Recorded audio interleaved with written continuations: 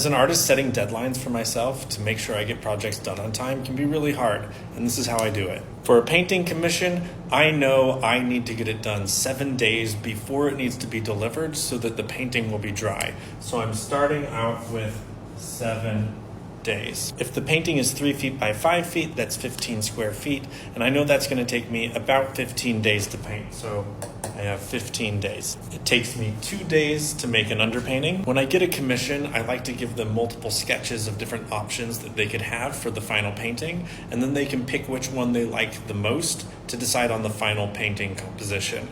But I need to give them time. So I give them 5 days to respond because I don't know how long it's going to take them just to pick which one they like. The initial sketches for some projects take longer than others, but on average 3 days is plenty of time to get those initial sketches made to send out to the client.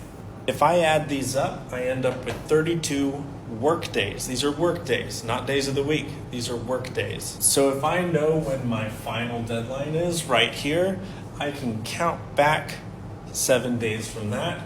I have a deadline right there. I can count back 15 days from that. I have a deadline there. And then this deadline isn't my deadline. That's their deadline. They have a deadline there. And then this is my first deadline.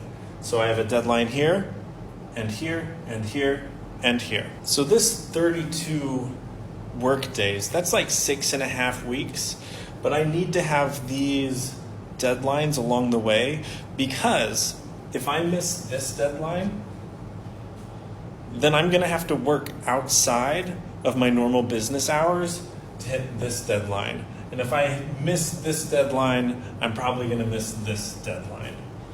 This is a good way for me to visualize how long a project actually takes and to give myself some smaller milestones to make sure I don't miss this final deadline. A lot of artists don't do this, and they submit these initial sketches somewhere in here. And then they don't get the painting done on time, and the client's not very happy.